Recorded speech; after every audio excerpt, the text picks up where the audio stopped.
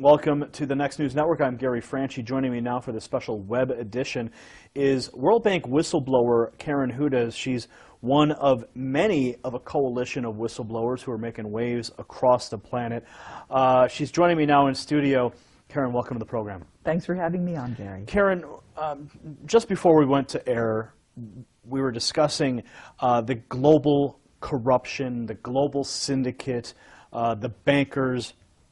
Who are these people? Who are the individuals? Who are the puppet masters pulling the strings of the bankers?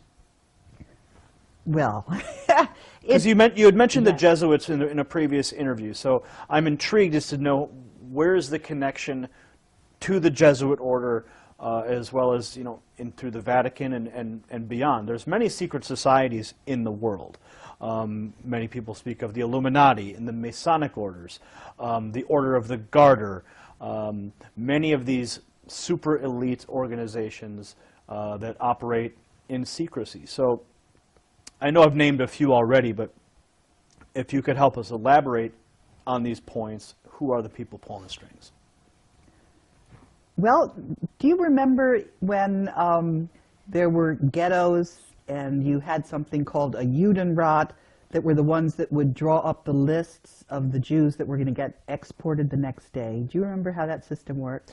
Well, it was a little before my time, but history would dictate what happened in those ghettos. So elaborate, These were traitors to their people who were helping because they thought they were going to save themselves. That's maybe why they did that, but it doesn't matter what their motives were.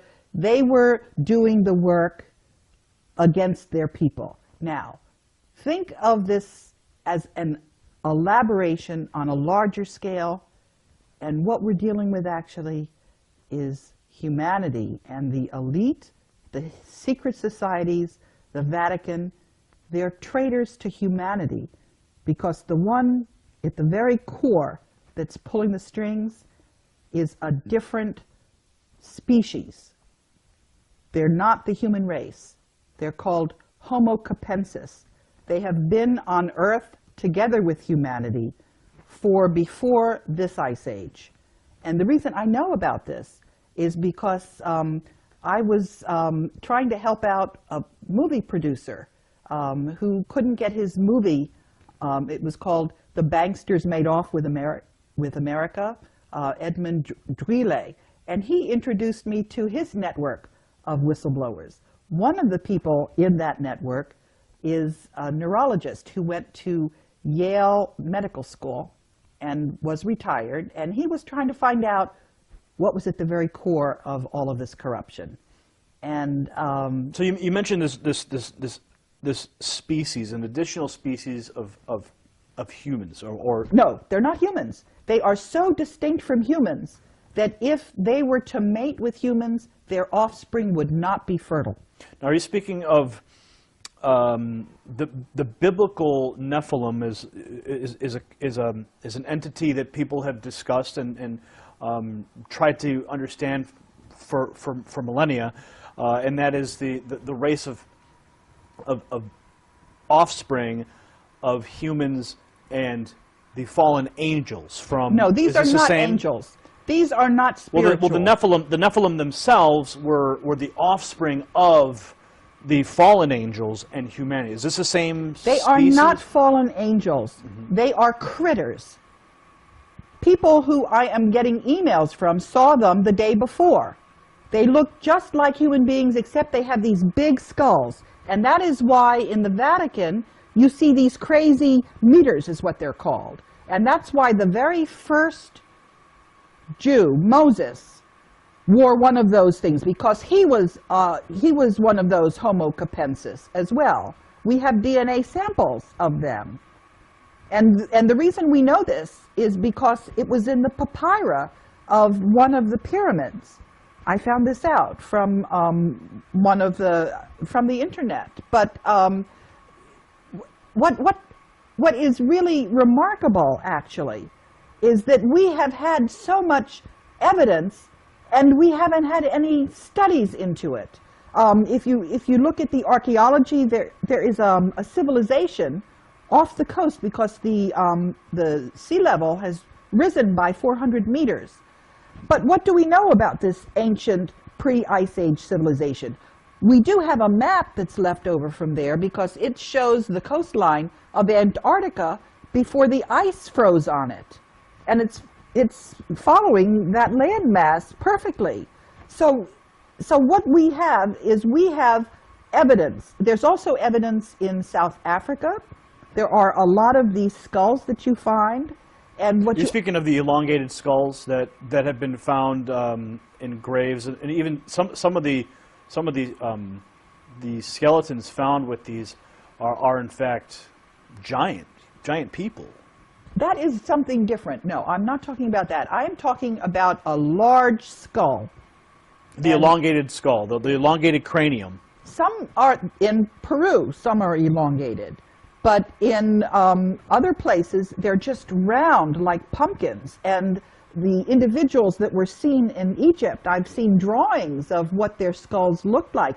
It was just massive, much larger than human being skulls. And also, you know, in a human skull, there's something they call the parietal, where it's in 3 different segments.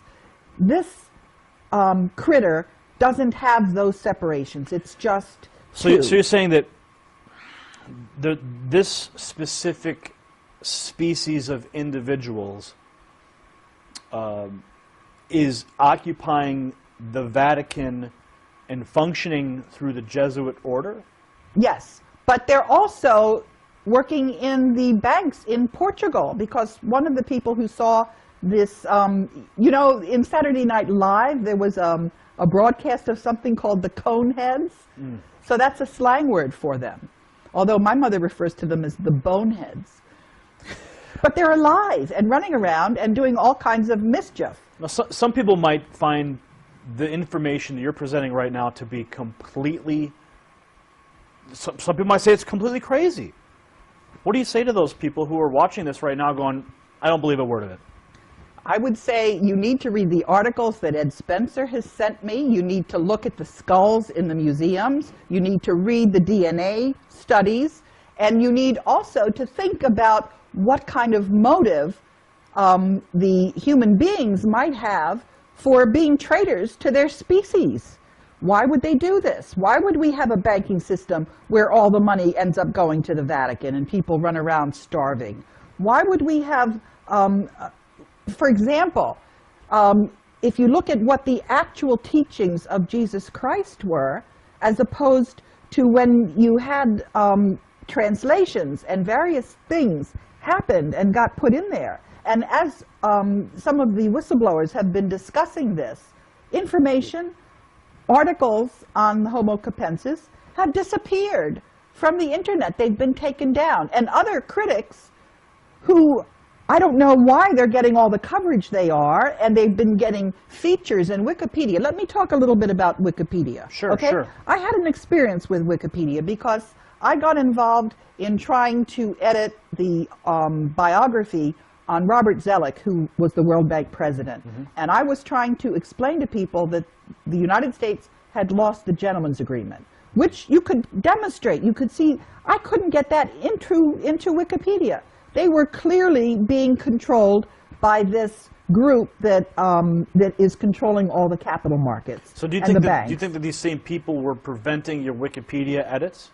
Yes, and what I'm trying to say is that this person who was attacking the information on Homo capensis had a big, long article featuring her on Wikipedia. So I know who Wikipedia is. I know whose interests Wikipedia serves. And when somebody who's just starting out gets a big write-up, I know what that really means.